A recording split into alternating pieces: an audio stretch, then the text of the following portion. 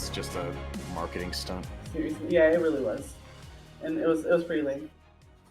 So, with this being kind of like a milestone episode, I kind of wanted to just touch on something that we kind of use every time we record, and that is the name of the podcast.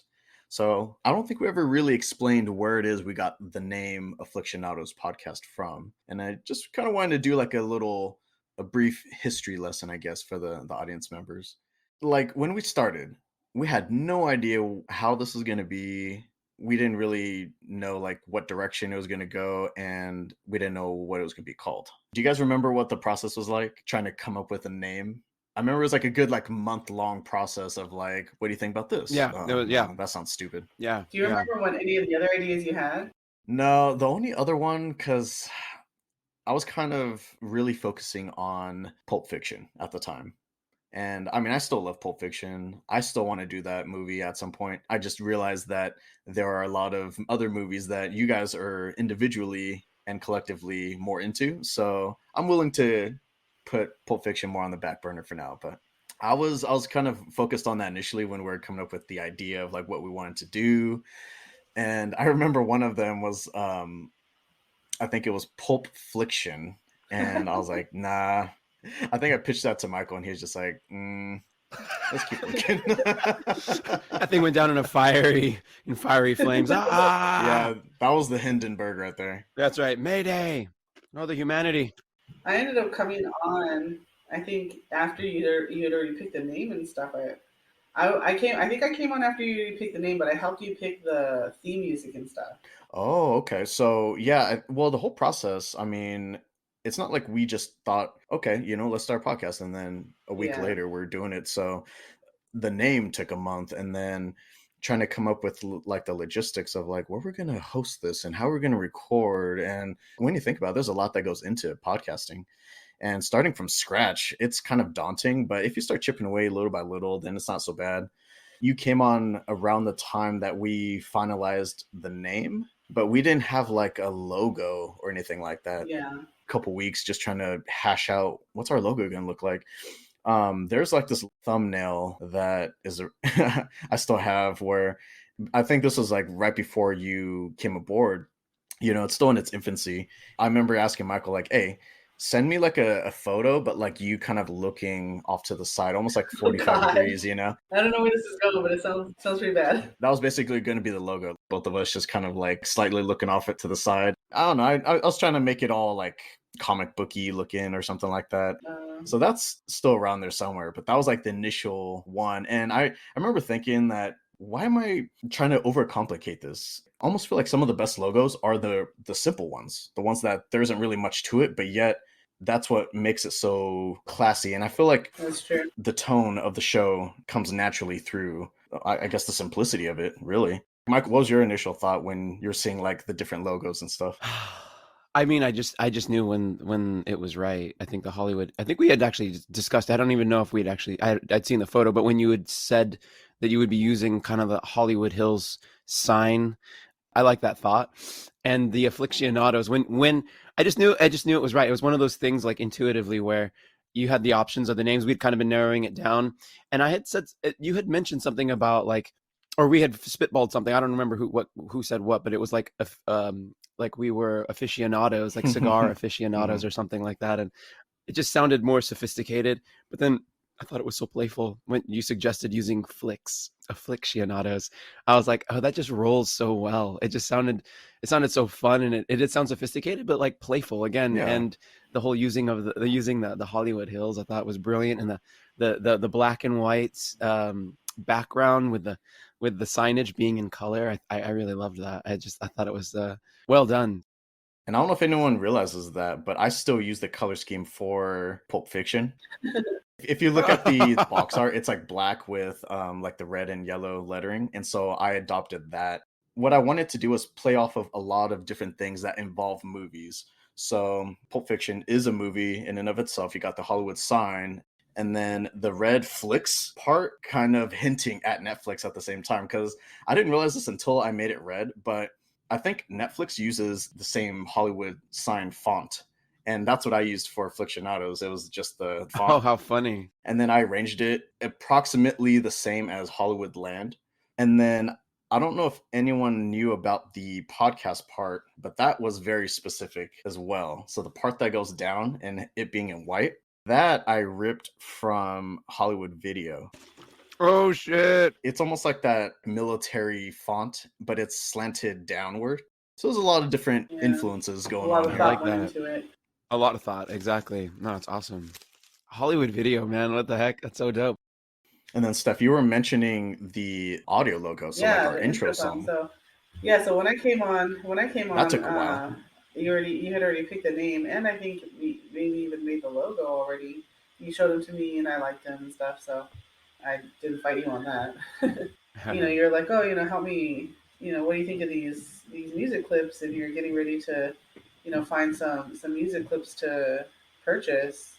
You sent me, we listened to a few of them, and I would give you my opinion. I like this one better. This one sounds more epic or whatever. We probably had like a good 10 songs, and honestly, shopping for songs, they all start sounding the same after like the 10th song. I know, but I tried my hardest to have a legit opinion on everyone, like listen to them real hard, So I tried. Really I contemplated. was serious. It was easy for me to cut the ones out where I was like, no, this, I definitely don't like this one. Which was a big help, honestly, just narrowing it down, curating Exactly. it. And then once we were able to narrow it down to like 3 or 4, then it became a lot easier. And then we ended up with what we're using today. Yeah, I wonder if, because Michael's brother is a DJ, I wonder if he might be able to like remix at some point. That'd be kind of cool. Yeah, that would be so fun. That would be cool. Do Just like an a dance idea. version. Oh, snap. Yeah. I think what typically everyone kind of goes for is like this like really fast pace or like dubsteppy type of theme, something like really upbeat and loud, frankly. Too loud. And I wanted something that was going to represent us. I've heard some podcasts where you got this really upbeat music, but then they're really mellow, so it doesn't really fit the vibe. And then I've seen others where you have this, they're more upbeat, but then they have this really slow kind of like chill song. So I don't know, I just wanted to kind of strike a balance between something that was pretty hype, like it'll get you amped. But also at the same time, like we're here to get a job done. We're pretty professional. At least I like to think so. We have fun, just like anyone else on their podcast, but we're also not like overly obnoxious or anything like that. So I feel like balance is key here. Mm-hmm. Sets the tone. Yeah. Pun intended. I agree. So I just thought it'd be kind of fun to cover that. Yeah, I think that's that is fun. A lot of people know, they just see it and they might have just thought it just was thrown together, but there's definitely a lot of thought that's gone into it. All right, so let's get started. That's my bit. How you doing, everybody? Welcome to Afflixionados podcast, our triumvirate milestone episode 25. My name is Eric, and the other voices occupying your head this time are a proud mother of 3, lab geek, my sister and co-host, Stephanie. Hi. And the other voice occupying your head is a man of many trades, good friend, colleague, and co-host, Michael. Hello, love. Thank you to all the listeners out there for joining us. If you have been with us since the beginning, then I'm sorry. The show is available on Spotify, Apple Podcasts, Google Podcasts, wherever you get your podcasts. That also includes YouTube, where you can find us at Aflixionados Podcast. So give us a like and subscribe. New episodes drop on the first Saturday of each month, 5 a.m. Pacific. This is a monthly podcast where we mainly talk about films that range from mind-numbing to mind-blowing. We also cover TV shows and other forms of media. Of course, we will be getting into spoilers here, and there will only be the healthiest amount of expletives tossed in. You have been warned. If you ain't ready, then get ready, because in this episode, we will be discussing the neo-noir psychological thriller, Nightcrawler. What? Released in 2014, Holy directed shit. by Dan Gilroy. I didn't even realize it was that old. Steph, you have seen this trailer before, right? We weren't the ones that introduced you to this movie. No, I'd heard about the movie before, seen the trailer on TV or whatever it was, and I wanted to see it, but it never really happened. I don't know if my husband had seen it or something, but it was on TV. I want to say last year, maybe even the year before, and I think I came in right at the end, right? Actually, right around the time that Rick dies is when I came in, and then I watched it all the way to the end after that. I was Oh, like, tight. damn, this seems bleak. So he told me what it was about because I can't remember what I thought it was about, but it wasn't this. And I was like, yeah, I'm still interested. I'll watch it one day, but I kind of never did. And so I finally did for this today here. Nice. So you saw for the first time just today. Yes, yesterday and today. What was your initial thought of the movie? Because I know going in, when I saw the trailer for it, I was just really curious about it. There was something that I thought was really refreshing. It was like a subject matter that I had never seen before. I like Jake Gyllenhaal. I think he's a great Yeah, actor. And it was interesting seeing the type of role because it looked like I remember distinctly the part when he's in the trailer where he's like looking in the mirror and he like shakes it, and he's just like, ah! yeah. Yeah. I was just thinking, like, man, this guy is psycho. I was just really curious to see this movie. Well, like I mentioned, I got very little exposure to it, and so I was my interest was just ever so slightly piqued, right? And again, I had kind of no idea what it was about, so I started watching it yesterday, and I last time I had seen any of it, it was from pretty much the most exciting part on, and so I started watching it yesterday, and I was like, damn, this just cuts between showing the most boring parts of LA or showing a bunch of guys just dropping f bombs at each other. It's like I feel like the whole first half of the movie that's pretty much all it was, right? And then of course Jake Gyllenhaal being creepy as fuck, which he does a Yeah. great job So, at. Michael, what was your initial thought? Well, you had me at hello. I am and have been a Jake Gyllenhaal fan for quite a long time. Actually, since October Sky. I might be dating myself here to say that I did see that in theaters. I think that was the first movie with him I had ever seen. That's a great movie. Oh, snap. Yeah, I Great fucking movie. loved that movie. It's such a good movie. Anyway, yeah. I was like, sign me up. It looked cool, but it did. It. I like how adventurous he is, and some of these independent films he's been willing to do, and not just blockbuster hits, things like that. Obviously, he'd done Prince of Persia before this and that kind of thing, but so for this role, it almost felt a little like when I saw him, it was almost like The Machinist, like Christian Bale. Just kind of, he was a little bit more gaunt, Yeah, not he not, not lost as 30 full as pounds for he's. this role. Yeah, exactly. So Yeah. I remember he bulked up for Prince of Persia. So if this came after, he's like super skinny compared to how he was in Prince of big Persia. time, I was right? actually reading this article because I was thinking about his role, and I was thinking, man, like he's not quite a sociopath, but he's a little bit sociopathic. So I just kind of Googled it to see what I'd come up with, and I came across this article where a couple of psychologists talked about it. They did touch on how Jake Gyllenhaal was super into this role, and what the director, what's his name? Dan Mhm. Gilroy. He kind of gave him a little bit of creative license. Like he just kind of described the character to him how he wanted him to come across. Hmm. And Jake Gyllenhaal thought that he would be skinnier, so he went on a diet of like kale salads and something else, and lost 30 pounds. No, he ate kale salads and ran 15 miles a day. That's what he did. Oh my gosh, wow. Yeah. Yeah, what's actually interesting about Dan Gilroy is that this was his directorial debut, which I did not know. Yeah, he was a writer before, just a writer before that, right? Or Yeah, so something. he had worked on quite a few big movies. Like some of his movies, Free Jack, The Bourne Legacy, and Yeah. Kong Skull Island. Like he's done some pretty big movies, well-known movies.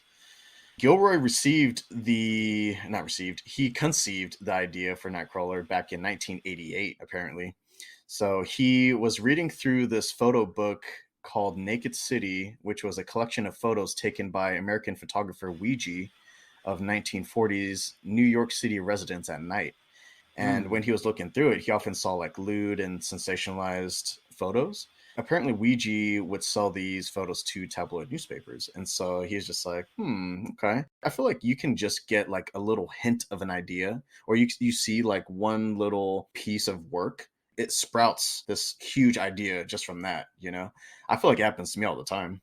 And I think this is why people are able to make movies out of like short stories, is because you hear just like a little tiny compact story, and then you're like, You I expand like on that, it.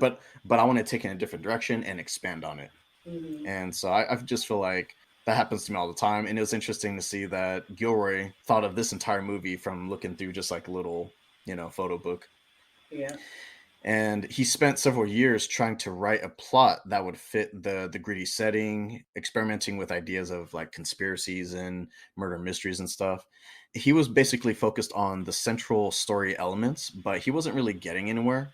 And so what he decided to do was design the characters first and then kind of like grow the setting out from that. And so I think that's where the Lou Bloom character started to develop. He started to bloom. Pun intended. He also purposefully left the protagonist's backstory out of the script, as Gilroy felt that without one, the audience would kind of be more engaged and even create their own backstories for the protagonist.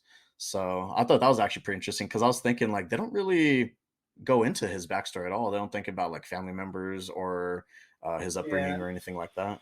at all. They just kind of like jump right into it. Yeah. Mm-hmm. I'll just cover the big names in the movie really quick. So you have Jake Gyllenhaal, of course, as Lewis or Lou Bloom, and then you have Rene Russo as Nina, and then you have Bill Paxton as Joe Loader. Bill Paxton, did he die? Yeah, he passed away.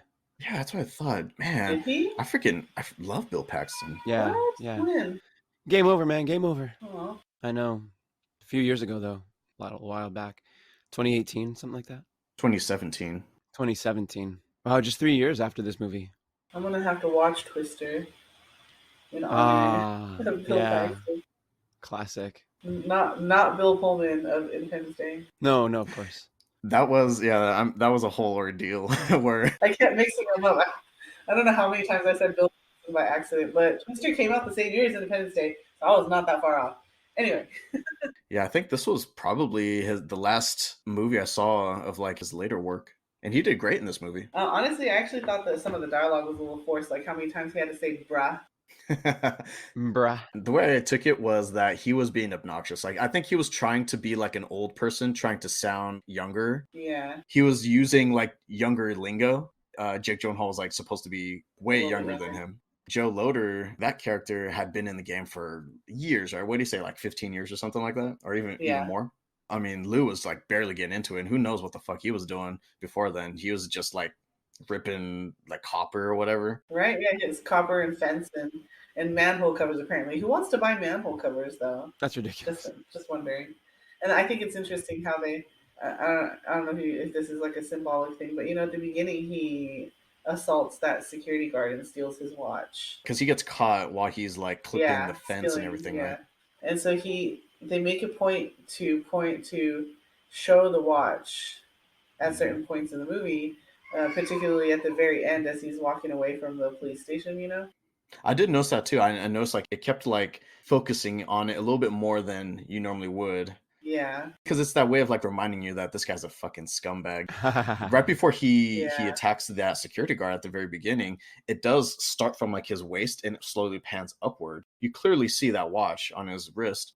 Right after it shows that watch, it like pans to Jake's face and he's like kind of like glancing down kind of towards that direction.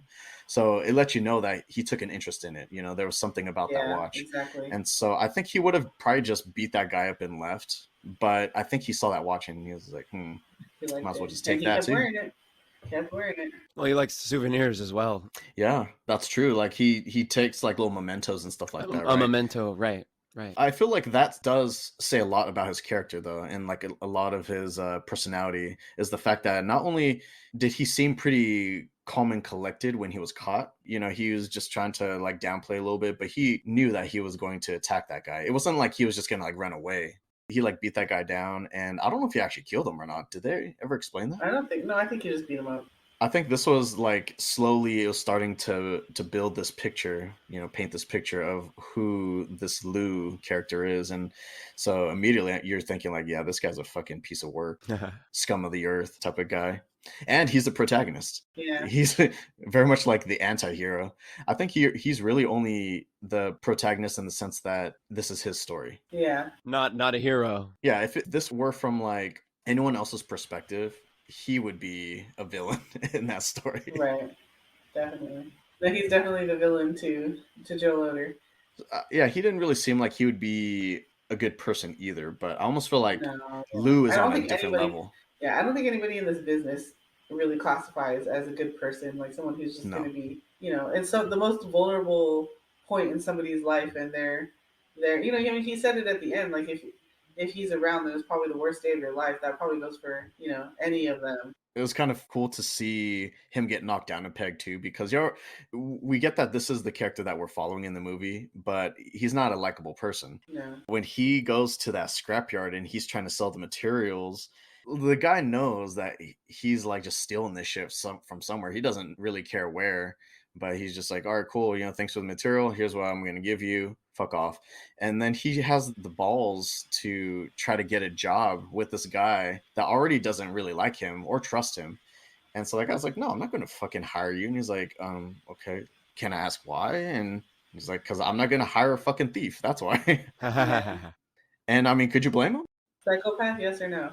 I was gonna say we should play a game through the whole thing, like, you know, different things that he does. Psychopath, yes or no? Yeah, straight up. He's awkward and weird, and that's really obvious. Even though he's, you know, polite and nice and stuff like that, Mhm. it's still super creepy and weird. And but he also knows the right thing to say that will make you do what he wants you to do. Yeah, it's trippy. He is He's very manipulative. manipulative.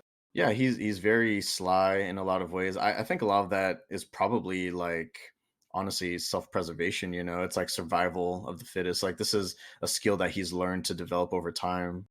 He knows that he's kind of weird looking. People feel uncomfortable around him. I would feel Yeah, uncomfortable being around right. this guy. Like I feel like he would be either trying to steal my wallet or shank me or both. So here I have this theory. So I was reading this article, and I think it was a couple of psychologists kind of talking about this, and they were saying that he has, you know, sociopathic traits. You know, his lack of empathy, his, you know, the way he will just commit crimes, and Mhm. The end justifies the right, means. yeah, the narcissism, the manipulation, like that sort of thing. You know, very all sociopathic traits. However, there are other Mhm. traits that he doesn't have, like he's very I guess sociopaths are very impulsive, and they do, you know, they usually fall into some sort of like substance abuse, and he doesn't do that, and he's very calm and calculated, and everything's very strategic and planned out for him. You know, he has Mhm. a very long term goal, long term business plan that's not a sociopathic trait. And so, you know, I guess the theory is kind of just like the goal wasn't necessarily to make him a sociopath, which is why he has some traits and not others. That he just has, you know, whatever will suit what you know, Dan Gilroy wants to get across in his movie. I think that's what makes him more of an enigma is that you can't really Pigeonhole him. I mean, you can't classify him like Yeah, black and yeah, white. exactly. And he's kind of like showing some signs, but in other ways he's not. Do you think he actually has like a formal education? Because he seems like he's quite intelligent as well. He said, And well, I mean, it could go either way because that kind of goes with my theory is that I don't know, I don't even know if this is possible to be honest, but my theory is that maybe he's a little bit sociopath and a little bit on the spectrum. interesting. And so Okay. that's why he has all these traits of being a sociopath, but at the same time, he's super duper awkward and like doesn't know how to like talk to people and, you know, things like that. And I could see that because a lot of times, if you encounter someone that's on the spectrum, you realize that in a lot of ways, people will think of them as being dumb. Yet, if you interact with them, they are super intelligent with specific topics, right? Or yeah, like subject matter. They're like experts at that, hyper focused on it. uh huh. They know the fucking ins and outs, front and back. Yeah, exactly. So I'm thinking. I mean, again, I don't know if it's even possible, but you know, if it maybe being a little bit on the spectrum keeps him from going full blown sociopath. And I was thinking, like, physically speaking, like him choosing to be so thin and kind of malnourished looking, I think that made his eyes bulge from his head a little bit Yeah, more. and they Cause, like like, sit really deep in his skull when he's really skinny yeah, too. he So has like those intense stares and yeah, his cheeks were all sucked in looking. A lot of those combined do add to the creepiness factor of him. and I'm sure he played that stuff up on purpose, and I'm sure, you know, makeup played that stuff up on purpose. And Right, right. On the way home, you know, he's driving on the freeway and he sees like a burning car crash on the side of the road. And so he just stops. I don't really know what his intent was because the police were already there, you know, had the flashing lights and everything, and they're trying to pull this woman out of the car. And so he just pulls over and just like starts walking up to like observe it, which is really odd. and who does that? I was actually surprised that they weren't like, whoa, whoa, whoa, back the fuck off. But I think they were just too focused on the victim of the car crash. And then, yeah, that's when that news crew or whatever The the stringers. freelancers, yeah, the stringers, yeah, they show up. So stringers, I guess that's like a slang term for freelance photojournalists. And yeah, they arrive to document the whole thing. You almost see like this light bulb go off, and he's just like, "Whoa, this is fucking cool," you know? Like, how do I get into this shit? Watching from like the shadows, basically, Yeah. and no one even notices he's there, and they're like doing their whole thing and a couple different cameras, and then they just head back to the van. So he asks them like, "Hey, so what are you guys like? What do you guys do?" And that's where he meets Joe Loader for the first time. Oh my god, I thought you were gonna Bruh. say Joe Rogan. And that's where he meets Bill Pullman. Joe, obviously, he's kind of standoffish, but he does throw him a little bit of a bone, and he explains what it is that they do, and he lets him know that they document things like this, and then they sell it to local news stations. And so, always looking for an opportunity. That's where Lou asks him for a job and gets turned down as well. So he gets turned down twice in the same day Yeah. or same night. But you know what? He's not going to take no for an answer. So he's going to get in one way or another. But I think what's more important to note is that when he was at that scrapyard, he was just looking for any way to make money. But when he saw the stringers, he was thinking like, this is fucking dope. Like, I actually want to do this. Yeah. And so that's why he just goes 110% with this.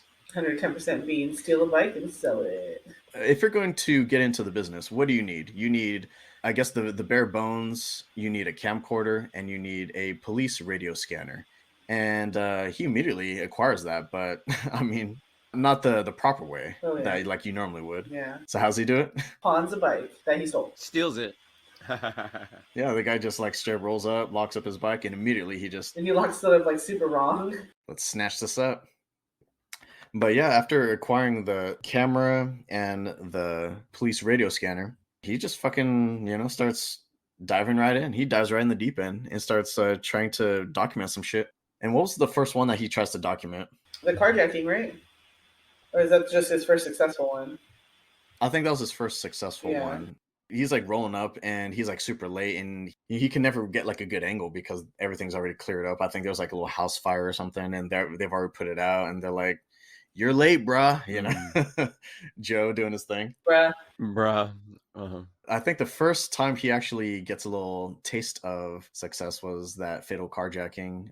They already pulled him out of the vehicle, and he's on the stretcher or whatever. Or they're trying to like resuscitate him, right? And so he's like looking over their shoulder. And Yeah. I think this is when you start to get the sense of like how little empathy this guy has. Because I think even though these people, this is what they do for a living, and they're recording the misfortunes of other people, they at least give them some space. They're back like 10 feet or something. Yeah. But Lou, he's just like, fuck it, why are we standing back here? Let me just walk right in here, So he's like Right up bumping in there. elbows with them. He's just like, so what we got? What we got? Right. Oh, that looks like a gunshot. That doesn't look good. You think he's gonna live? You think he's gonna make it? Oh, he's already dead. That's cool. Let me get a close up. And I mean, it does take him a little bit because I think he's slowly gauging what he can get away with. Because it's like, if you don't try, then you'll never know. So instead of just like hanging back and pretending like he belongs there, he's just like, well, fuck it, I'm gonna see how close I can get before people start telling me I need to back the fuck off. And I think that's what the firefighters are doing, right? Like, they're just like, can you step away? We're trying to do something here. Yeah. There was that one time he actually gets it shut down or whatever. He like gets too close, and they're like, no, all of you get out of here.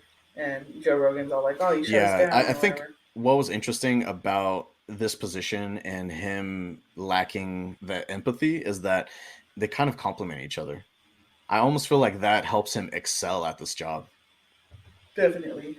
Because I feel like you wouldn't be able to do a job like that and have feelings. Yeah, this is it definitely plays to his strengths, this job. It's like love at first sight. Yeah, I mean, he definitely lit up when he was watching them for the first time. And so now he's, obviously, when you start off, he doesn't know much about it, and he's kind of shitty at it, but he's doing his thing and he's learning. I think that's what's important to note, is that with each failed attempt, he's like taking something from that experience, and he's building on it. Each time he goes out, he improves a little bit more. I almost feel like he's more responsive, whereas like he was like super late. Now he's like on site, other stringers already there, and so he kind of has to like work around them and like hold the camera over them, because they're all lined up in front of him. And he has to kind of get creative, but he starts improving quickly, and he gets better and better at it. So better, in fact, that he starts tampering with scenes to get the better shot. Oh yeah, I mean, again, the lack of empathy, right? After the carjacking, he finally, I think he's excited because he's gonna get that dopamine now because he's gonna sell this tape. I finally have something here. And so he goes to that KWLA 6 news station. That's where he runs into Nina Romina. That's a terrible name. It rhymes too Mina much. Ramina. They straight up buy it off of him, but he only gets like some chump change for it. He doesn't really get anything noteworthy, but Yeah. Nina actually gives Lou some tips as to like what kind of material they're looking for. So she's like, okay, so tip number one, get a better camera. It's kind of like us podcasting. We start off, I had a shitty camera, or not a shitty camera, but a shitty mic. Same.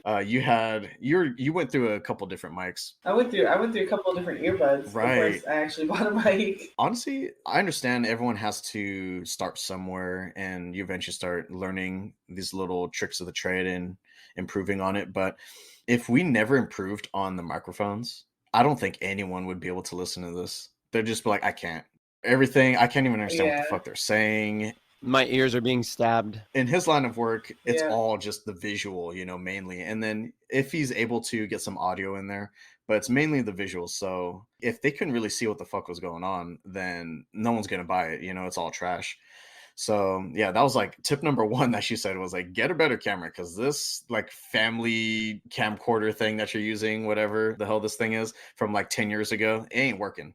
And so yeah, he takes that into account. And I think he immediately like that's like one of the first things he gets, like when he actually starts getting money. She was kind of like telling him that they look for like specific things. Like there's like certain things that create a buzz, and that's usually the material that they're looking for. So they look for graphic accidents and violent crimes in affluent like white areas, like predominantly white areas or like white victims. Like sad to say, but that's still true today. Like if you ever look at people like missing people, the only ones that ever get coverage are like pretty white girls or something because those are the only ones that America cares about, apparently. Yep. Which is sad. But basically looking for these crimes in places where these crimes wouldn't normally happen. Where it's not normal. Like who was already. that girl that was from like New York doing a road trip to like California or something and she went missing? Gabby Petito. That was just like such an odd case, just all around. So Lou hears everything that Nina's saying to him, and I think he takes it to heart. Like he's using this as like his Bible. These are like his 10 commandments. How serious does he get? He gets so serious that he even hires an assistant. So he hires Rick, who is a young homeless man desperate for money. What are your guys' thoughts on Rick when this guy finally comes into the picture? Of Rick himself? Like his character, like when he first comes up and he's kind of naive and he's not really educated. He's naive. That's what I was thinking. He's just desperate for money and he has no idea what he's getting himself into, poor guy. Did you feel bad for him? Because we know what Lou's capable of, but we don't really quite know where Rick stands on this, what his character's like. Yeah, I just felt kind of bad for that guy because I was like, knowing what was going to happen to him and stuff, I was just like, dang, you don't know what you're getting yourself into, I remember thinking like, oh, this is kind of cool. Like he's getting an assistant, and I was eager to see where it's going to go from here. But also at the same time, I think quickly and like early on, especially in like the interview process, you see that he seems like a nice kid, but not too bright. I was very much thinking like, oh man, this guy's going to like use him and manipulate him in some way. Yeah, I mean, he was so quick to shoot him down. He was so quick to gaslight him, to just keep him at the. He kept like turning level. shit on him and against him. Mm. Remember when he lets him decide his own wage? He's like, so when am I going to get paid? Because I need something. And so he's like, okay, so how much do you want to get paid? And he's just like sitting there staring at him again with the bulging eyes. Yeah. Like 25. And so he's like, okay, that works. Poor guy, he's like, I could have said more. Huh? Yeah, he was like, I should have said more. Yeah, you could have gotten more. Man, that sucks. A lot of it is like you have to be able to advocate for yourself. Otherwise, people will take advantage of you. Just like put him right on the spot. Right. He was calling his bluff and he knew that he was going to say some sort of like low number. And so he was like, all right, done. Because he doesn't know how that stuff works yet. And it's all relative, really. Like if you don't really have anything, you don't have any bills or whatever, like 25 You might be able to make that stretch for a little bit, and that might be a lot of money to someone. Did they ever mention how much he was making before he, started quote unquote negotiating? No, right? Rick, Yeah, was it 25 a night or 25 an hour? I thought it was like a night. a night. Well, because when he starts negotiating, he says 75 a night. Right, right. So at least he bumps it up a bit. Mm. You can bet that they were not getting stories or like any events happening every single night. There were probably times where you're just like out all night and like, there's nothing to capture, so there's nothing to get paid for. Yeah. I think this is when it starts to pick up a little bit, like it starts getting a little grittier and we start to see Lou in like a even worse light than we already were. And that's when Oh he sees yeah. that accident doing the tampering. He's the first one on scene. No one else is around. Someone got ejected from the car from what it looked like. Yeah. He finds like a good spot. Wait, oh no, can't really see him. Hold on real quick. And just drags the guy Just over. drag him over here. The guy might be dead. Like we don't even Terrible. know. And He was dead. Yeah, because he was like, "Oh, he's dead." And Damn. by fabricating it, he actually get a dope shot from it, apparently. And yeah, that seems to get him quite a bit more money. He's easing into it. He's finding his groove. These things are starting to come a little bit more naturally for him now, a little bit easier. If he's able to consistently bring them quality material, then they're a little bit more likely to pay him more. So it seems like in just like a couple months, he's able to rack up quite a bit of money. mm-hmm. Now they have like a laptop, scanner, and better car. What do you guys think of the Yeah. car? I have a few thoughts about this car. Are those thoughts? Damn, I would have really liked that car back in the day. So I actually do like the Challenger, but I'm just fucking annoyed with two things, actually. He's going to be doing a shit ton of driving. So he's going to be constantly filling up because that thing's a gas guzzler. And then two, oh, actually three. Well, I guess this kind of He was combines. just trying to get a fast car, right? I think so, yeah. His thought process was like, I just want to get from A to B super quickly. Yeah. But also at the same time, he's going to be easy to spot in both like the color as well as like the loud exhaust and everything of having a muscle car. Yeah, I think he should have at least rethought the color. That might be a little bit more on the impulsive sociopath side. He's like, he's not really thinking of the bigger plan. He's just really thinking of his little inner kid wanting this car, almost like a way to prove to himself he's arrived, sort of. You start making quite a bit more money. You kind of do want to reward yourself in some way, So this is almost like his reward. Right. So I'm gonna get myself a dope car. Like he doesn't really look like someone that would be into cars. Like what was he driving before? Like a little beater. Yeah, but he's allowed himself to dream. Now he has something that people are gonna be talking about. In a way, it's gonna draw eyes on him that he otherwise wouldn't want because you don't want eyes on you. You just want to be able to like do your thing in the shadows, get in, get out, and not be seen. Do what you need to do, but if these signs start popping up like, oh yeah, this crime scene has been tampered with, who was around here that could have tampered with this? You're always going to think like, shit, I keep seeing that red muscle car everywhere I go. Well, I think for him, there's a point of pride where he thinks he can't get caught. It's like he doesn't care. It's very much he's like rubbing it in their face like, I'm doing very shit right in front of you. way, right? And you can't prove it. Uh-huh. Yeah. So it's like, yeah, when I'm there, I'm gonna get good footage. and if there's anything that looks like there's been tampering, good luck trying to pin it on me. Sure. And also another thing too that I just thought of. So if you're going to be hauling equipment around, it's going to be annoying to load up stuff in the back seat. So more often than not, you're probably just going to be taking stuff in and out of the trunk. But everyone else, there's a reason why these stringers, they all drive vans. You can have everything you need with you all at one time, but I don't know, it seems like he's very much limiting himself driving a car like that.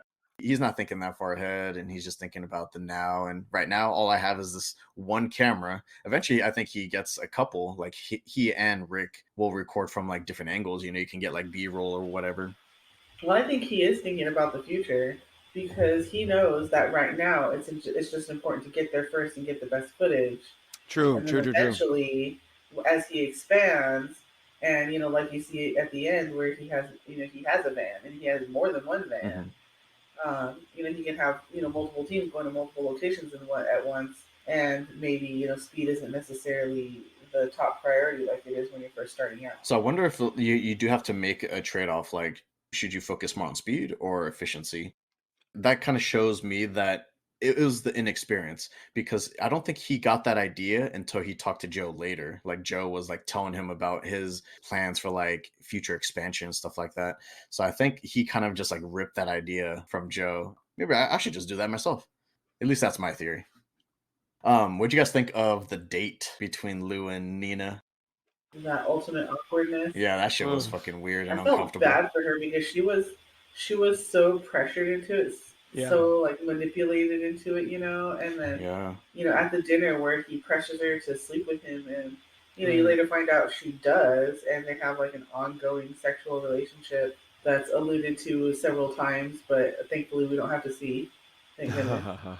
There's a lot of because relationships are already inherently complex anyway in any form, but I think it was especially complex here because she's like getting into like cougar territory. She's like an older lady. He's supposed to be like a really young guy just barely getting into the game.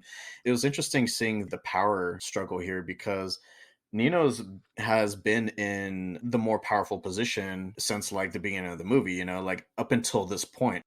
Buy this off you, but not that. Like you need to get better material. Yeah, He's been improving and he's almost like positioning himself in a way that instead of him needing her, she needs him.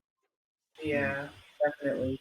Because she needs her ratings to go up, otherwise they're about to get shut down or something like that, and he can provide that for her. But they call it the sweeps or something like that. So it was like critical that they get the ratings at Yeah, this specific time. So again, him being so smart, like he picked up on that. He's like thinking 3 steps ahead. Whereas like I think she was kind of underestimating him. yeah, He was very like robotic and so void of emotion. He was saying these words and responding, but it was like offensive and it was kind of hurtful and it was awkward and it was so many yeah, different things going on here. yeah, definitely. So awkward to watch. Hmm. Mm. Just anytime he talks, it's awkward to watch. He did a good job on that. And the way that he just flips on her, like all the details about the news station and like her position in it and what her career looks like right now, and man, hits her with that reality check for sure. And then he does it again later too when he's asking like to basically be part of their team. Like introduce me to these people, and you mention my company by name when you air my stuff, and pay me what I tell you I want. Without negotiating, pretty much. And We've all worked with those people that we don't really like, but we kind of are forced to work with. yeah, Especially when in those situations when they're getting the praise or like you almost have to pretend like you like this person when you really don't, but it's kind of for the greater good. Like it's more for like the morale or just for like the dynamic of the company or something. You kind of have to just bite the bullet and go through with it. yeah, that sucks. Mm-hmm. Thankfully, never had to sleep with one though. Side note, that Mexican food that they're eating looked pretty bomb though. That place that he was talking about. Dang, you want to go get some Mexican? Oof. Oh, I should probably also mention that we had a little bit of a technical difficulty when we were initially trying to record this episode. So Steph got booted from the chat. Steph left the chat. And then That was fun. Michael was going through some health issues at the time. So his voice was just completely depleted. So we just decided to just pick this up, a few days later and return to part 2. So that's what we're picking up now. I'm alive. I know. Voice We're sounds a lot we're all better. alive. Maybe a little worse for the wear, but I guess we all survived whatever sickness that was that we tried to tough it out through. I wasn't down with the sickness. Yeah, no, neither was I. None of us were really, I think.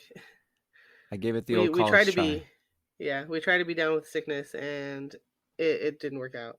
Took me out. It did not work out. So yeah, after that dinner scene, fellow stringer Joe makes another appearance, and this time, he's almost trying to butter up Lou. Lou's just walking back to his car after leaving the station, and Joe is just kind of hanging outside, waiting for him to show up. And he's actually trying to recruit him this time. He has a job offer for him, and he lets him know what his new business model is going to be, and he's super excited about it. And he's telling him that it's going to be like the way of the future, and almost like on the bleeding edge of innovation in terms of stringers. So unexpectedly, Lou basically just turns him down without even hearing him out. Sounds like a nice offer, but I prefer to work for myself now. Nah. Yeah. It's like once you got that taste of being your own boss, you handle all the money coming in. He's not going to try to leave that to someone else who's going to just give him scraps, table scraps after he gets his. Will also be in light of what you were saying before about how he's on the rise, and he knows what's her name, that character. Nina. He knows Nina. He knows that he's got her where he wants her. So he's under his thumb. Yeah. Well, yes, under himself exactly. as well. So like he has more to offer than the other stringer does at this point. He knows, like, I'll figure out the rest along the way. He's got the big picture. He knows what he needs to do, be there on time. He gets there fast. He's got the car. At this point, yeah. So he's got his own business model. Right. Yeah. In comparison to Joe's, it seems kind of archaic, because everything that Joe is saying, it sounds like it makes sense. He's like, yeah, you upload to a FTP and then you have the station log into it and they just download it and boom, they have it. And you can just keep going. You don't even have to drive to the station. And he has multiple vehicles, so he can hit up like more scenes at one time. And so it makes sense. But he gave away the secret sauce, though, the fact that he now knows that he can upload that way. He's like, I'm going to keep that one tucked away. His little back pocket. Mm-hmm. That was definitely a huge mistake by him. And I think he felt comfortable doing that, Joe, because he didn't expect to be turned down. Last time he ran into Lou, he was just wet behind the ears, begging. Yeah, he had no idea what the hell he was doing. And so I think he figured that, okay, he's doing pretty well for himself. He's starting to understand how the process works now. Let me go ahead and scoop him up, because I think in a lot of ways that's similar to a lot of employers where I mean, you have people that are trying to get experience, but they don't want to hire you for an entry-level position until you get experience. How are you supposed to get experience if no one wants to hire you? And it's always that perpetual cycle. Right. That's the whole, like, I need money to get a car, but I need a car to get money. Yeah. Especially in California. I feel like that was like my whole, Oh, yeah. Especially in California. Our infrastructure was just not built the same way that places like Chicago and New York, everything was built up, and just makes a hell of a lot more sense. But yeah, definitely got to have that car. So, what I was kind of wondering was, how do you think it would have turned out if Lou had joined Joe? I feel like they would have been a pretty damn good duo. I don't think so. I agree. You don't think so? I don't think so. I think what would have happened is, I think he would have grown tired. I think Lou would have grown tired of having to be under him, and I think he would have tried to find a way. He's a conniver. He's always looking for what's in it for him. He's a total like we talked about before, like sociopath, psychopath. In fact, actually, I was watching a video. Actually, I've seen a couple of things that are pretty interesting about the movie, but one thing in particular that they noted about the cinematography is that there's a lot of bokeh around Lou. It's as though he's sort of removed. So whenever you see him, there's sort of this fuzziness behind him. Everything is almost it is always shot with a telephoto lens. So he's in focus, but what's behind him is not. And then when it shows other people, it's all in focus. They're using more of a wide angle lens. So it's like everybody else is part of the real world, but Lou is not. He's only thinking of himself. So that being the case, he's the center of his world. He's the center, correct. He's the center of his world. And therefore, he's always looking for an angle. He's always looking for a way. So if anything else, it would have been like two beta fish in the same fish tank. He would have found a way to. I could kind of see it also being like where they just dominate, they're just killing it. And then eventually I think if he felt like he was getting kind of fucked over by Joe, I think he would have eventually just booted him, or like maybe got him killed or something. Right. He's kind of stepping down. I will go ahead and take over, and then I'll also rename it too to whatever he names it to at the end. So in a way, maybe those two timelines would have eventually just met later on. Yeah, you're right. I guess to your what you guys said before, they could have been successful. It's possible that they would have been successful if he played nice and played by Joe's rules, but otherwise, I think it eventually would have not ended well, I guess I mean to say, for Joe. Yeah, you're right. And it does show Joe's true colors, because as soon as he gets turned down, he doesn't take it like a professional. He's just like, fuck you, you prick, or whatever. What is he called? You pansy. You pansy. Or he calls him a dweeb or something like that, right? Which is kind of like a dated term. I don't even remember, but yeah, I know. But he says bra a lot. Again, I think that's showing his sound cool. Yeah, it's him Yeah. trying to seem younger, and like he's like trying to use like their lingo to communicate with someone that's younger. But obviously, Lou doesn't talk that way. When he Yeah. uses stuff like dweeb, that was probably Right. like you loser, you know, Totally. type of thing. But that was like common when Yeah. he was Yeah. younger, and so that's just something he defaults to. Dweeb. That is such a 90s term. Seriously. It's funny because Lou he kind of has to put his foot in his mouth right after this. There's like some sort of important plane crash story, and Lou gets there Right. late because there's some sort of like miscommunication with the navigation, right? His navigator. Who was it, Rick? Yeah. Mm. Rick gets turned around, and so he gets there late. Joe's already leaving. He's just like, sorry, man, you're late. And by the way, we're also covering that other story that's like on the other side of LA. So you kind of lost both ways. Dang. Right. Yeah. And with Lou being an anti-hero, I kind of get enjoyment out of him, you know, having to eat his words a little bit. Mm-hmm. He's kind of a piece of shit himself, and when he also gets like a reality check, it's kind of nice to see him squirm a little bit. Right. Yeah, He doesn't. definitely. I was just gonna say I agree because he's so confident and so sure of Mhm. himself and such an asshole. And to see him on one hand, it's kind of satisfying to see him like get put in his place, but then like he kind of takes it out on Rick, poor Rick. Yeah, that's true. Like anytime something happens, Rick is that punching bag. Oh, and every time he always finds a way to blame him. Every time, all the time. Manipulative for sure. Gaslighting him so hard. Yeah. Oh, gaslighting him. And it's funny because Nina, after they have their verbal agreement or whatever, it might have been physical agreement actually, when you think about it, that physical contract. Definitely was.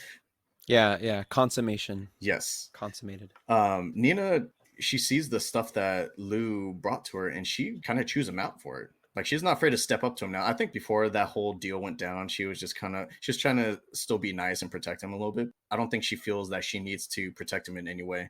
I'm just gonna give it to you straight. Now she has something in it, she's not just getting out of it, she's also giving. So And she's frustrated, yeah, just like him. Yeah, so she's a little bit more invested in the stuff that he brings her. I wonder how accurate it is when portraying like that field. You can't be getting excellent footage all the time. Yeah, now when I see stuff on the news, I'm always like, I wonder if it was stringers. Wow. Right. Yeah, the good stuff. Because even now, like there's more crowdsourcing involved, right? They're like, hey, if you see something, film it on your phone. They don't even care if you have shitty footage. It's like shitty looking footage. It's you were there. Well, now with people that have the iPhones and Pixels and stuff, the higher end phones, any footage you take looks pretty awesome, in my opinion. I mean, it's 4K. With you being a photographer, how do you feel about using your phone versus a dedicated camera? I still prefer the camera. And I started off with, okay, so I actually started really pursuing photography again when I was shooting things with my iPhone 11 Pro. I had just upgraded from the 7 to the 11, and it was a much better camera, and they had the whole digital bokeh. So it was using that camera that inspired me. I was like, oh, this is okay, but it's like still faking it. It's faking the blur in the background. I really want the blur. I want it to be more intentional. So it just depends on what you're looking for. Because I'm more into like art photography than I am into, I don't know. Anyway, it's hard to match the quality of what a real dedicated camera can do. And for those, me included, that aren't really familiar with the terms, what's bokeh? Right. So bokeh is that blur that you see in the background. So when you see somebody who's in focus, but in the background, the lights are a little bit more, or the images are more rounded and more blurry and kind of bleed together. That's bokeh in the background. That's cool. Did you want to plug your page where you upload your photos? Sure. No? I mean, that's fine. Yeah, absolutely. Okay. I'm welcome to have other folks check it out. Espinoza, it's my last name. Espinoza, but it's all with THs instead of the S's. So it's ETHPINOTHA. What's that name again? Or Espinoza. Shameless plug. Shameless plug.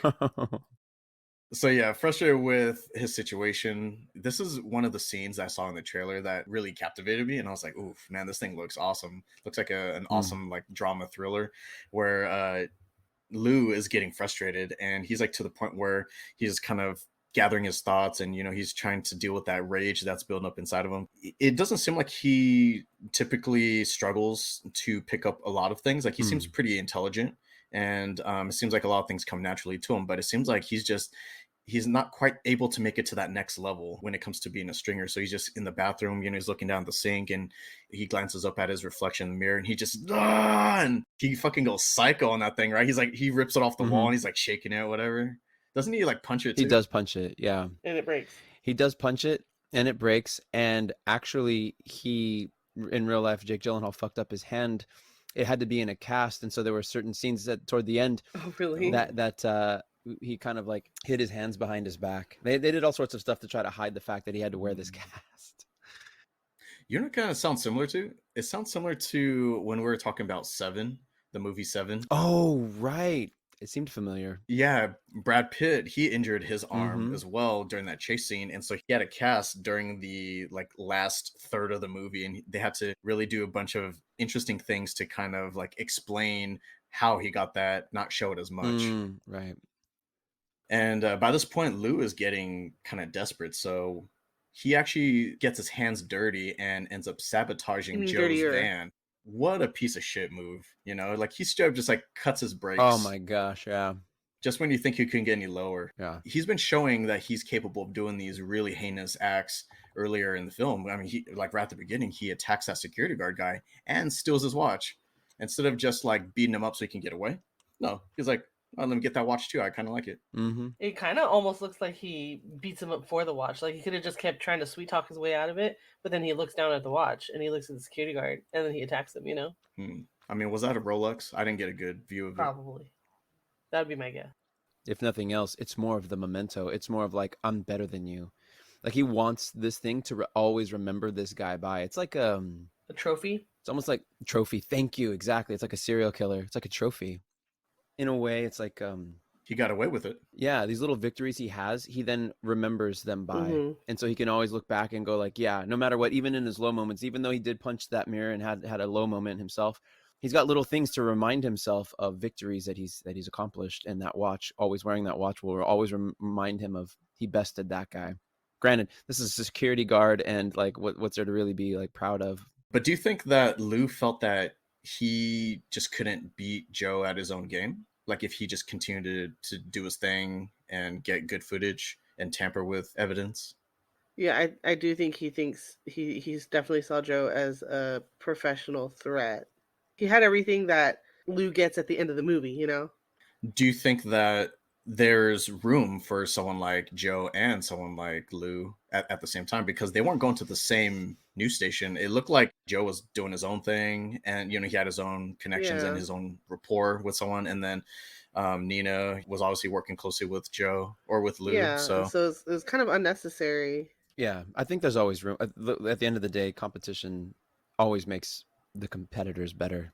It makes you raise your game, and so of course that made him raise his game. But he, rather than raise his game, he decided to lower himself, take him out of the game. This is how he deals with this sort of thing. If he can't beat him, then kill him. Pretty much, or take him, like can't beat him, then take him out of the game at least. Yeah, and that's kind of the mentality I have never adopted or respected myself. Is if there's someone better than you or doing better than you, and you wish them to fail so that way you can be better than them just by default. That's the definition of envy. Jealousy is where you want what somebody else has, but envy is where you want the other person to fail. Instead of you elevating yourself to their level or past, you just want them to do worse so that way you can feel better about yourself. Exactly. Immediately after Lou cuts Joe's brake line, then it's like later that night, it seems like they hear about this nasty crash. And I thought this was genius how they added it in the movie, where Rick is directing him towards like a big story. So he's like, hey, there's something going on over here.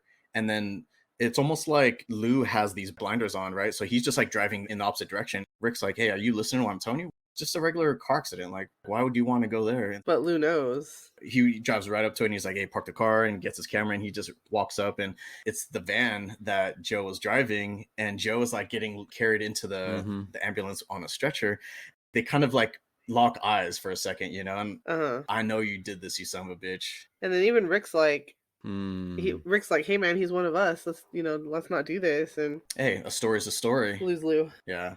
He wanted to like rub it in his face too. A story's a story, and Lou is Lou. it wasn't even enough for him to just be taken out of the game, but he wanted to like rub it in his face by making Joe the story. Right. Well, not only is he making him the story, but as we just said before about the watch, he's getting a memento. Now he has film footage besting him. Even though I kind of felt bad for Joe in that moment, it was strangely satisfying. In this story, Lou is the main character. He's kind of the one that you should be rooting for. And it was just kind of nice to see Lou finally get one over. Right. Right. To see the little man start to best him. Because, yeah, you're looking at this and you really, because the story is really following Lou. You're kind of pulling for him. You're like, oh, yeah, it's a weird satisfaction, even though you know he's a dick. Yeah. Worse than a dick. And I don't even think Lou was necessarily trying to kill him. I think he wanted to, for sure, just take him out of the game for a while so that way he could catch up. Take him out. He was just like kind of satisfied with seeing his work, the aftermath of what he had done. Oh, yeah, that it shows you this guy he's unhinged. He's willing to do whatever it takes. Mm-hmm. Yeah. The story kind of starts turning around right after that because not only did he take out his biggest competition, Lou and Rick arrive on site for a triple homicide / home invasion in like the affluent area of Granada Hills. They're the first ones there, like you said, Steph. No cops are there. And so Lou is just like, hell yeah, let's rush inside and get whatever footage we can. The first thing he gets, though, is the murderers leaving. They're actually still there when they show up. That's crazy. He shows up and he's filming, and then he actually gets the gunshots, and he gets them leaving. He gets their car, their license plate. He gets what they look like. And then he goes inside, and I just have to mention this now, doing the mom thing. When they go into the baby room and he goes into the crib and there's nobody in the crib or whatever. And even on the news, they play that up. They're like, oh, yeah, they play that up. Obviously Nina's telling him to play that up. And then, oh, is there a baby in there? Is there a baby in there? And then, they point the camera in there and there's no baby. But everything was on. Like the mobile was on and like the little light that shines the stars on the ceiling was on and the music was on. All I could think is, was there a baby? Was there a baby that was taken? Because why would all that stuff be on? Yeah. But then later you find out that it's a drug house, so maybe it was just staged. That's funny that they would have that going, though. Yeah. I'm like, why would they have that going? Like, if there wasn't a baby in there at some point. Yeah, because that's what I was thinking, was like, did they straight up just snatch up a baby? And we just kind of overlooked that? Yeah. The extent of like what was happening, like they saw the suspects leaving, he got the license plate information, and then he goes inside and the bodies are just there, just ripe for the recording. This was kind of going to be like the big, huge story that was going to elevate him to the next level. I don't think he's ever going to get something like this again. This is like a once in a lifetime type of thing for a stringer, obviously. Definitely. And I think he recognizes that too. He's intelligent enough to kind of stretch it out and milk all the worth out of it. He takes it back to the station. Dude, they are like ecstatic. Well, it seems like most of them, some of them are kind of questioning the ethics of this, which I'm glad that there's people. Those are the good people in the movie, right? I bet some people are just bringing some crazy footage to them all the time, and they have to decide what to use. Yeah. Right. They ultimately settle on like, well, is this going to be too graphic for TV? And can we really use this? Because we haven't notified like the victim's next of kin or whatever. And so they're like, oh, we're just blur them out. That's why Nina's like, just blur it all out. Protect their identities and all that stuff, just so that way we can get like the effect. Does it really shock you guys that the news stations will basically just fabricate a story? Like they'll use it, and instead of just going off of what they have, they start like presuming stuff. They're like, oh, this is like a crazy home invasion, and this is a nice family that just got murdered for no reason and stuff like that, when that wasn't even the case. They didn't even have all the information. I'm sure that it's not quite that extreme in real life, or maybe it is. Actually, I don't know. I mean, I guess I can't really say that I'm sure. But I'm thinking that they probably exaggerated the stringer profession, and they're probably also exaggerating, this side of it too, I would guess. Anybody out there want to weigh in that's involved in news? Feel free.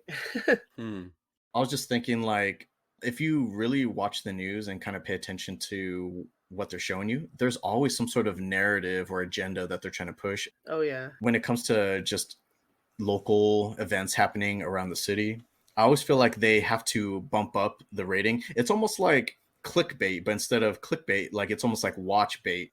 Yeah, it is, because they have to draw you in. Exactly. That's exactly what it is. Right. To stick around after the commercial. Most of the time too, I remember I would stick around for whatever that big story was, and they would hold it until the end, Yep. like a Yeah. 5-second, like, oh yeah, by the way, Mhm. everyone was fine. Yeah, that was irritating. So true. Pre-clickbait, Pre-clickbait. watch bait. Yep. Yeah. But yeah, he just gets creepier and lower. He gets creepier and lower Mhm. because that he's obviously withholding information because he doesn't disclose to anybody that he has the film of the suspects and their vehicle and their license plate and all that. And so he takes it upon himself to look up the license plate and find out who they are and then follow them around. He understands the evidence he has. He understands the situation he's in. And that's around the time that the police detectives show up at his apartment. So the detectives ask the news station, "Hey, where'd you get that footage? Because that's evidence, that we could use." And so they direct it towards Lou. And so they track Lou down. Mhm. They ask him how he got the footage and if they can get a copy of it. So he gives them a copy, but he leaves off the very beginning part. He looks up these guys and he follows them around so that he can get them in a place where he can call the cops and then start filming. On his terms. Wow. He's straight up Yeah. tampering with evidence, and he doesn't care because he's trying to make a bigger story out of it. And like you said, he's able to track down the location of that license plate. So they get the license plate to that black SUV, and he finds the address, and him and Rick are staking it out. So what did you guys think of the conversation between Lou and Rick when they were like doing the negotiating with the wage? Because Rick was saying that he kind of wants a pay raise now. Lou's saying, "Oh, I'm expanding my company. I'm going to make you vice president or whatever." And I think he was just trying to kind of, throw him a line, like throw him like some bait. You know what I mean? Like a hook to hook him. Mm-hmm. And He was just using keep it him to like, sell him. Yeah. yeah, he was trying to keep him interested. He's doing the narcissistic thing where, they give you just enough to keep you interested and keep you hoping for more, and then She's slapping you. yeah, she totally I just does. see her fingers like at the bottom of the screen.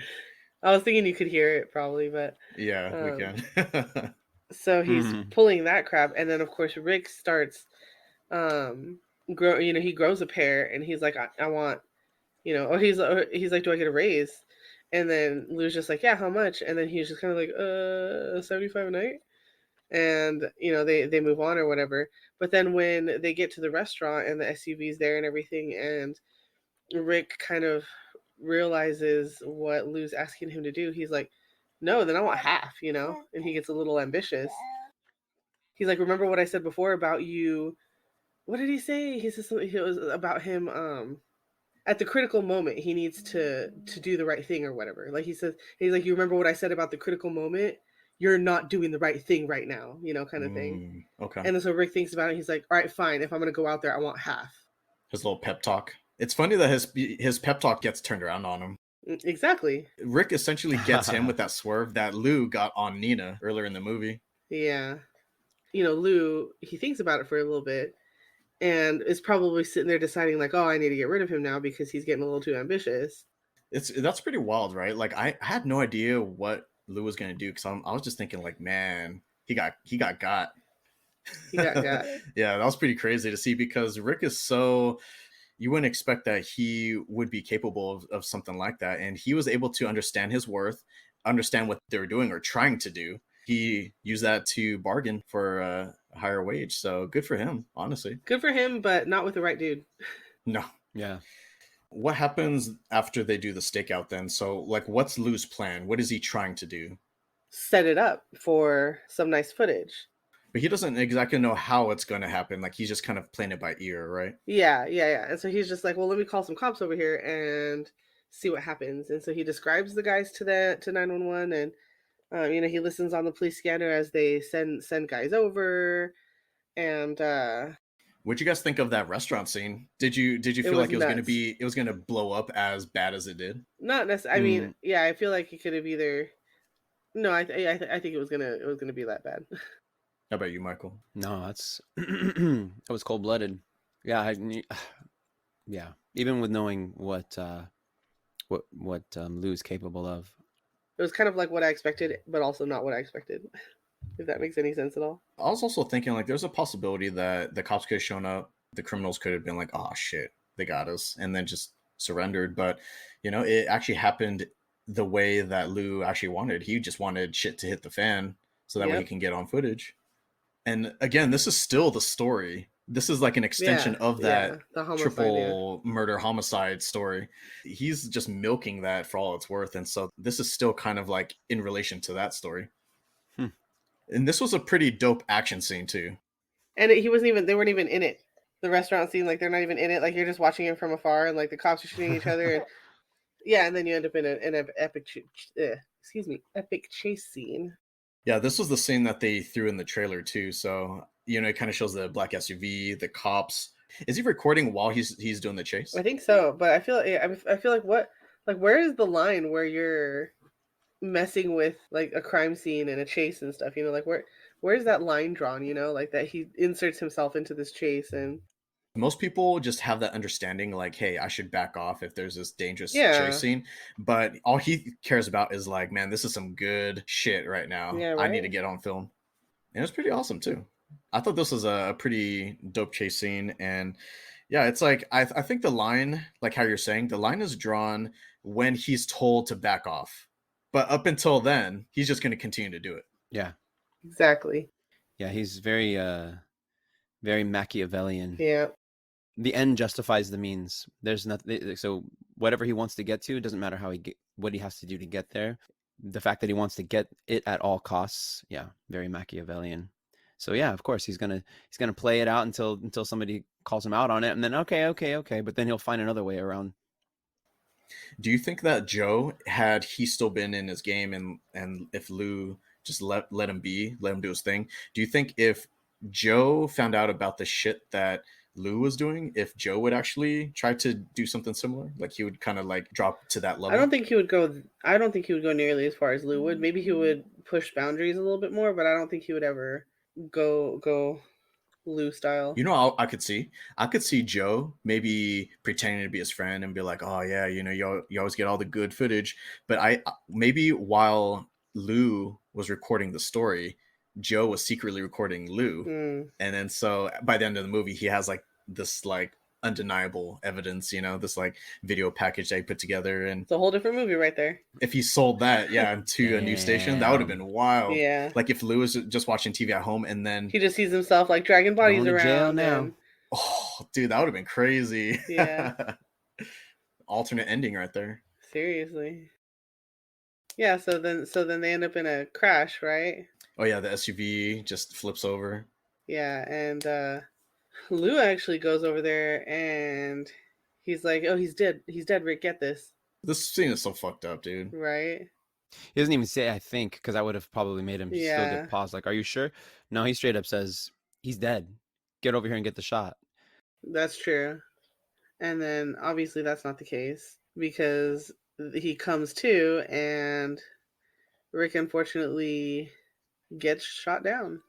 I think when he cut Joe's lines to his van, he wasn't necessarily trying to kill him. Like I said, he just wanted to take him out of the game for a while. Yeah. But I think, unfortunately for Rick, he was hoping that Rick was going to get definitely fatally wounded. Yeah. Yeah, I agree. He wasn't trying to kill Joe, and he didn't. But he was trying to kill Rick, and he did.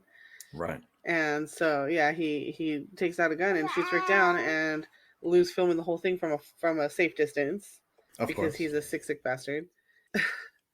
And then he goes up to Rick and basically films him dying. Such a expression on his face that's just so void of any empathy for this guy. Like so he just creepy. Walks up and he's just kind of like so staring like a hole into Rick's eyes as he's dying there on the ground. And he just, slowly lifts up that camera like, I got to record this too. It's so messed up when he takes it to Nina. And of course, Nina's all, shock and awe or whatever. Yeah, she's all kissing Lou's feet or whatever. And then at some point she's like, this is amazing. Wait, isn't that your partner?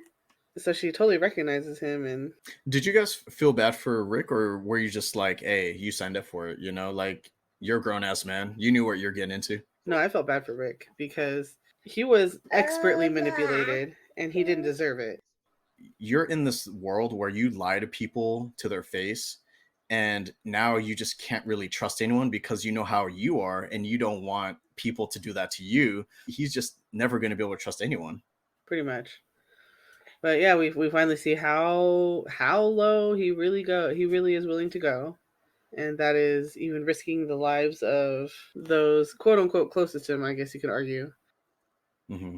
Right before they are about to air, someone comes up and they're like, "Oh, it was a drug house after all. You know, it wasn't just a family that got shot up." And Nina's like, "Stick with what we're gonna go with, you know."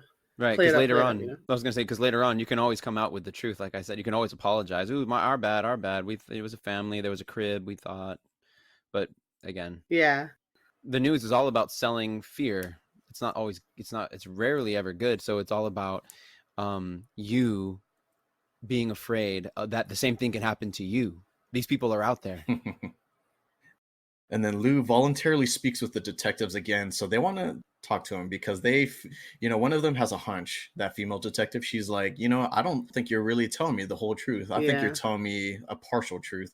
She's like, I can see straight through you. Dude, he's a fucking pathological liar. He has no Oh, yeah. problem, and he doesn't even hesitate. That's part He of just that. continues on with his story. No empathy, no remorse, no nothing. Victory at all costs.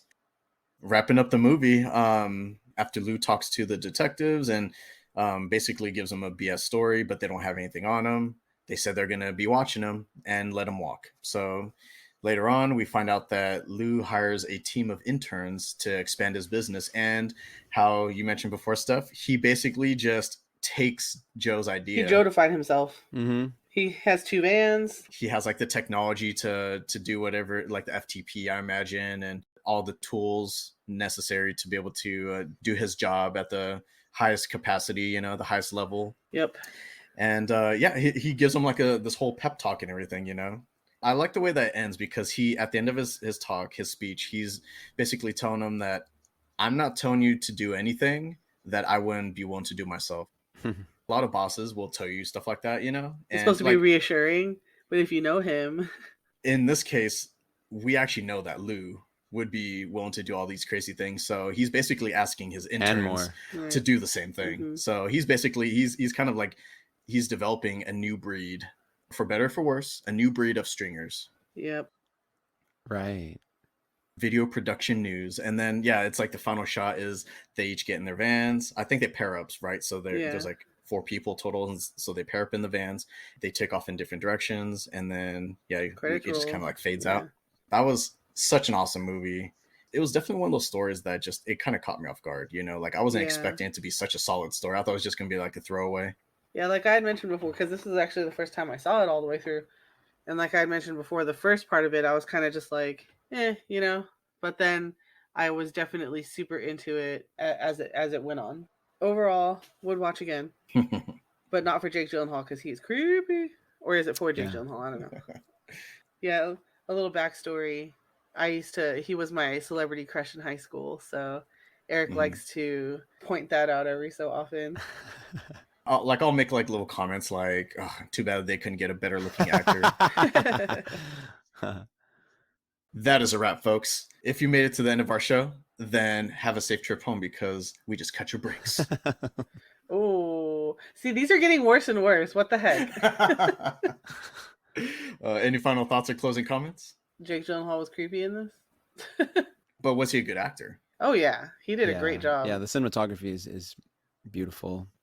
Saw a lot of the more boring parts of LA in this movie. So just showing like the just regular city of LA and all its little nuances and stuff. I think that's kind of collectively what makes LA. Yeah. Me personally, I think that's what makes it interesting. Yeah. Steph, how would you rate this one in terms of like all of Jake's movies so far that you've seen? I would say, and you can just give me like top 3 or something. Because I would say like October Sky, probably Donnie Darko than this. Oh, interesting. Okay. How about you, Michael? Hey, let's not forget Day After Tomorrow. Oh my gosh. Good point. So Day After Tomorrow, then October Sky. Wow. I love that movie. Oh dang! So it just edges Nightcrawler out, huh? Nightcrawler doesn't make the top 3. Yeah, sorry, man. Yeah, I'm not sure that it makes. No Prince of Persia love. Oh right, I haven't seen it actually. What the? It's not that great. Yeah, I would say. Yeah, this is I don't know if this is top 3. If it is, it's behind yeah, October Sky is up there. I don't know if it's number 1 for me, Bubble but Boy. Bubble Boy is definite. There you go, dude. That's exactly it. Bubble Boy. Oh, $500. that's right. $500. Oh my god, so good. I totally forgot about that movie. I freaking love that That movie's movie. pretty good. But no, I would say Nocturnal Animals would be probably number 1 for me. I haven't I don't know if seen you guys that have one. seen that one. Tom Ford directed it. Tom Ford, the designer. What's it about? Nocturnal Animals. Woo.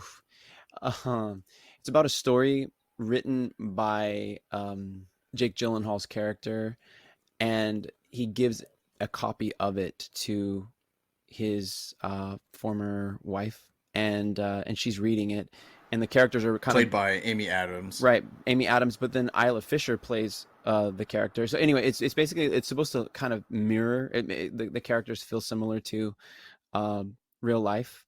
And Oh, it's okay. just like this really, really dark story about a family.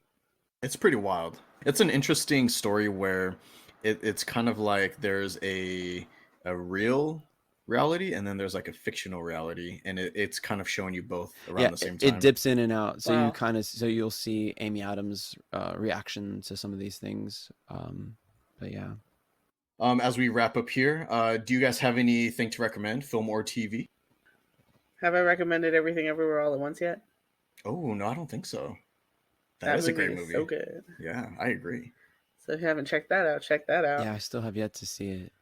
Usually I fall asleep like mid anything, but I was literally sitting on the edge of the couch like, It's thought provoking for sure. yeah. And so I've only actually seen it once, but I tried to absorb as much as I could. Nice. That's a good recommendation. How about you, Michael? Any recommendations? Yeah, I got a couple. I would say for movies, I just saw Tar. Tar. Huh. TAR, and the A has like a, what do you call that? Like an accent over it. Tar. It's the name of a. Okay. So it's like the name of a conductor. It's played, the conductor is played by Kate Blanchett, and Great actress. she's amazing, and this is a movie she was actually nominated for an Academy Award for.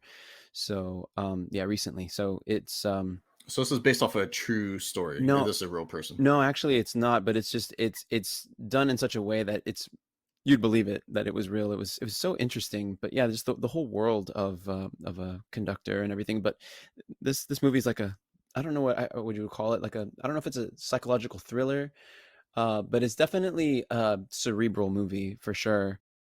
So movies have, I've watched more TV shows than movies of for a while now, but there's, growing up I used to watch movies all the time. My pops would take us to the theaters and everything. So anyway, having said all that, since I'm talking about TV shows as being the kind of thing that I tend to watch more of now, again, I played that theme earlier, but Succession is don't sleep on it. This is the 4th and final season, and we're near the end. I think yeah, this tomorrow they air the 8th episode. I'm not sure if it's the final or not, but Oh, gotcha. that show is fucking awesome, hilarious. I mean, just like these people, these rich people are, it's just interesting to watch. It's such a fun world to kind of, be a fly on the wall.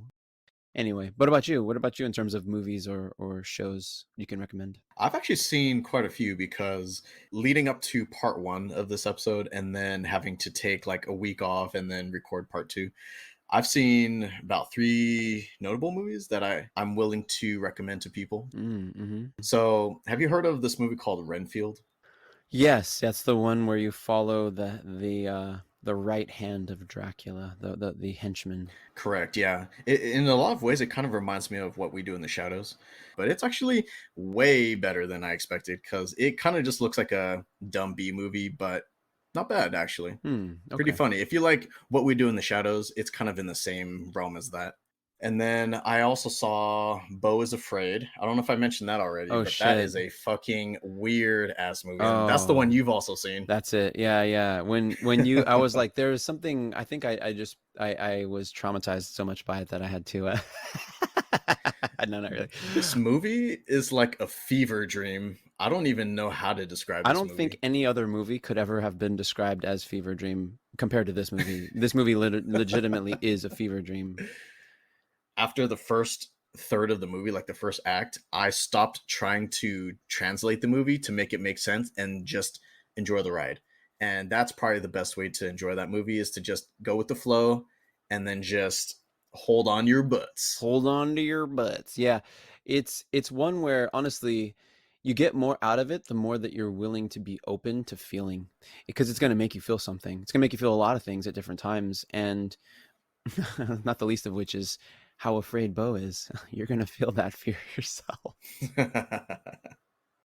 And the last one I wanted to mention really quick that we saw the most recently was Guardians of the Galaxy 3, and that was great. I liked it. It was a nice wrap up to the story. Very emotional for sure. It's a tearjerker in a lot of ways. It has a lot of the humor that you come to expect with the Guardians movies. So I would recommend that one. But however, for you, I would not recommend, because the way they handle Adam Warlock was fucking lame, dude. That character sucks in that movie. And I knew it. And I mean, I like the guy. I like the actor. Yeah, I just didn't see him as Adam Warlock in this movie. Adam Warlock in the comic books is very different looking, and at least if you were to read, what is it, the Infinity Gauntlet, and then which precedes the whole, what is it? Infinity War. Infinity War, right? The Infinity Gauntlet precedes the Infinity War in the comic books, and Adam Warlock is huge. But then again, Silver Surfer's in it too. And plays a very important role there. But Adam Warlock is badass. Like, he's incredibly powerful. He's like one of the most powerful characters in Marvel. Aflixionados podcast is available wherever you get your podcasts. New episodes drop on the first Saturday of each month, 5 a.m. Pacific. If you enjoy our content, give us a thumbs up or a like, and don't forget to subscribe. Thank you again so much to listeners out there for joining Stephanie, Michael, and I. This has been Aflixionados podcast, episode 25, Nightcrawler, and we will see you all next time. See you then, or I'll see you on another time.